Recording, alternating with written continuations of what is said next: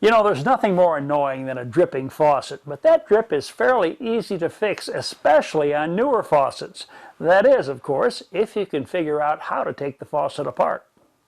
Faucet handles are nearly always attached to the valve stems with screws. Often, though, these screws are not visible. In this case, they're hidden beneath these decorative caps, which can be pried off with a knife.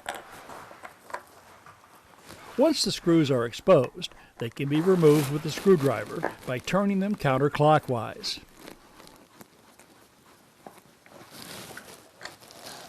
With the handle taken off, look closely at the bonnet nut, and you'll see flat surfaces intended to be gripped by an adjustable wrench.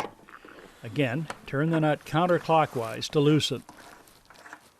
Once the bonnet nut is unscrewed, grab the stem and lift the cartridge out.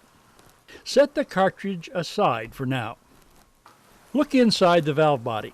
If you see a rubber or plastic ring, use a small screwdriver and carefully remove it, along with any spring underneath. Take the cartridge, ring, and spring with you when you go to the home improvement center or hardware store for replacements.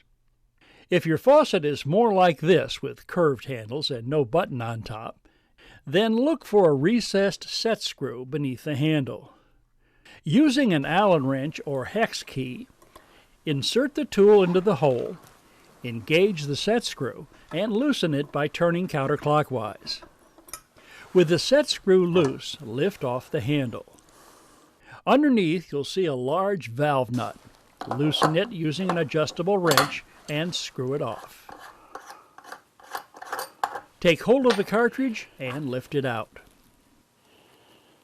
If the faucet is a single handle model like this one, you'll find a set screw on the front beneath the handle.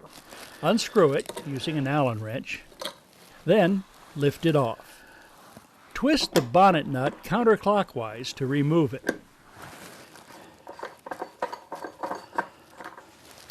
Lift out the cam, then the packing and ball valve. Remove the seats and springs using a small screwdriver. Gather up all these parts and take them with you when you go to the plumbing supply company, home improvement center, or hardware store for replacements. One tip here, you might want to use your cell phone camera to photograph a faucet as you take it apart. That'll help you remember how to put it back together. Well, there you have it, 3 faucets and 3 ways to take them apart.